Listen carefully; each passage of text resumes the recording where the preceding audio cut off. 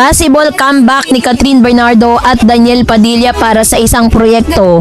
Abay itinutulak ngayon ng publiko. Pero posible nga bang maganap ang lahat ng ito? Ayan ang pag-uusapan natin But before that, if you haven't subscribed yet, let's talk about this one. Matapos ang matagal na paghahari bilang isa sa pinakasikat na love team sa Pilipinas, tila tuluyan nang nagbago ang takbo ng kwento ni Catherine Bernardo at Daniel Padilla. Kilala kasi si Miss Catherine at si Daniel bilang tambalang Katniel. Nang tambalang minsang naghari sa takilya at telebisyon ay tila nahaharap sa isang bagong yugto. Hiwalay na landas, hiwalay na proyekto at hiwalay na imahe. Dahil sa tinagal-tagal na panahon ay talagang sila yung masasabi nating tinitingala at talaga namang isa sa pinaka-premyadong love team sa Pilipinas. Ngunit sa gitna ng katahimikan, hindi pa rin nawawala ang tanong ng mga fans at ng showbiz observers. May pag-asa pa bang magsama sila muli sa isang pelikula? May mga chika kasing naglalabasan ngayon, lalo-lalo na po sa social media platform, kung saan meron daw comeback movie di umano itong si Catherine at Daniel na ang title ay After Forever. Ito po kasi yung isa sa mga movie po nila na parang pinakaantay at talaga namang sinasabi natin na yung parang yun dapat yung gagawin nila. Kaso nga lang dahil po naganap nga yung mga hindi kagandahan, kaya po parang naudlot yung kanila pong gagawing movie sana. Kasi parang sequel yun ng isang movie po nila na pumalo din sa takilya So yun po yung tanong ng ilan mula sa Golden hanggang sa Pagtaob. Hindi may kakailan na si Catherine at Daniel ang bumuo sa napakalakas na brand ng showbiz.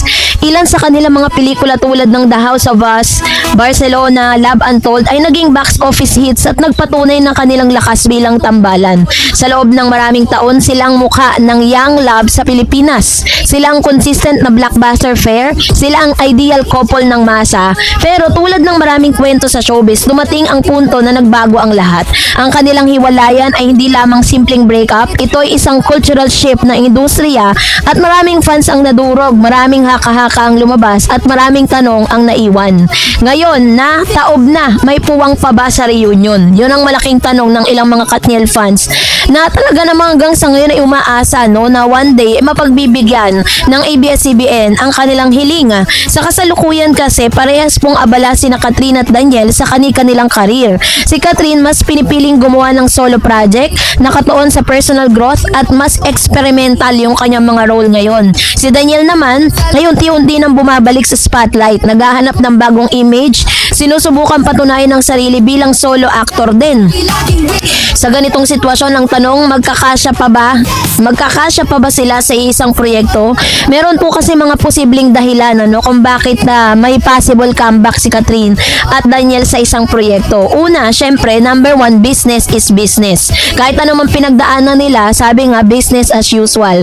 Kahit ano pong krisis ang pinagdadaanan ng ating pong bansa ngayon, ang buhay ay magpapatuloy pa rin. Ganon din po sa buhay ng mga artista. Sa industriya ng pelikula, malaking factor ang kita at aminin man natin at hindi, siguradong kikita ang reunion movie ng Katniel. Kahit sabihin pag naghiwalay na sila, ang nostalgic at curiosity ng publiko ay sapat para magdala ng milyon-milyong manonood sa sinihan. Ay nako, Day, kapag talaga nangyari, panonoorin ko talaga yan. At alam kong may aftermath yan, may after effect yan kasi yung mga fans lalo na talagang nasaktan yung mga Katniel fans, diba? Syempre ito yung ito yung moving on era nila na once na magkaroon ng movies sila together is talagang masasabi natin na naka-move on na talaga silang dalawa kasi kaya na nila magtrabaho na magkasama na hindi sila magkarelasyon, di ba? So professionalism, parehong kilala sina Catherine at Daniel bilang professional. Hindi malabong mangyari na isang tabi nila ang personal na issue, magtrabaho bilang aktor,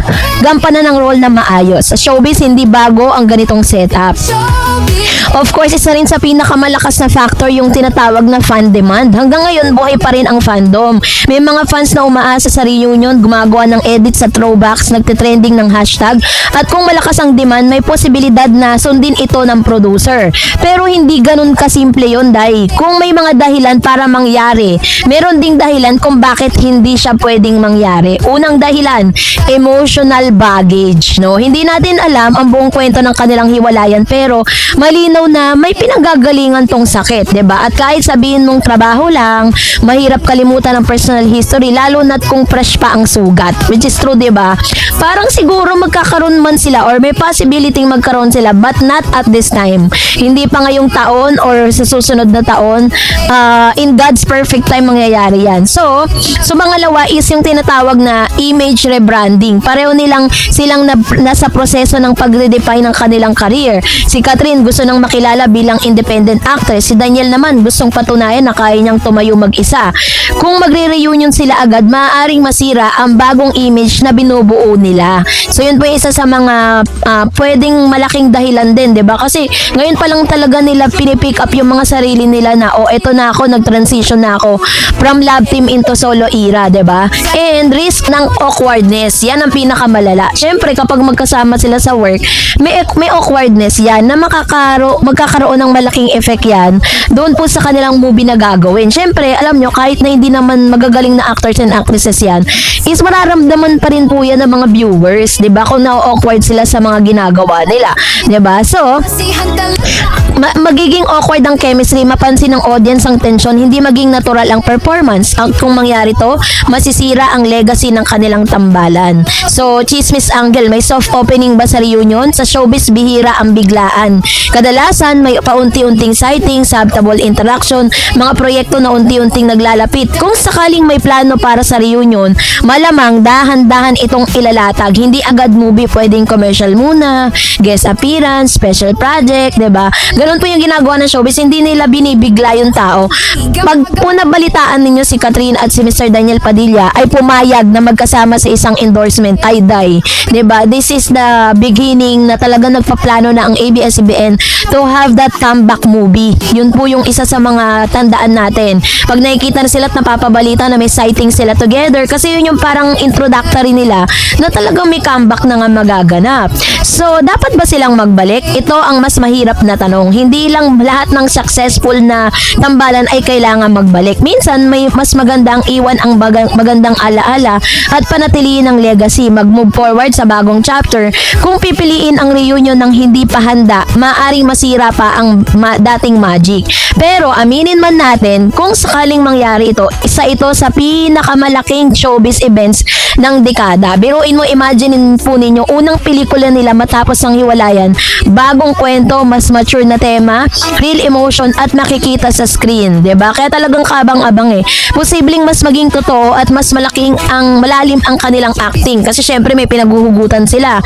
Posible ang comeback movie pero hindi agad-agad. May demand, may market, may history, pero kailangan ng tamang timing, kailangan ng tamang project at kailangan ng emotional readiness.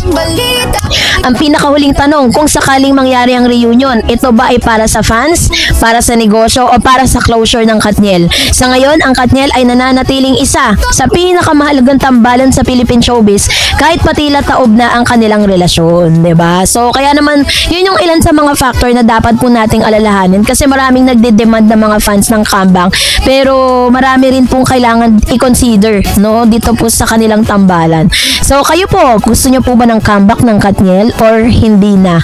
Or pwede, mag-comment kayo sa comment section. And that's it for today. For more videos and updates, please don't forget to like and subscribe, and please don't forget to follow my Facebook page, DarEds TV and DarEds channel. God bless everyone!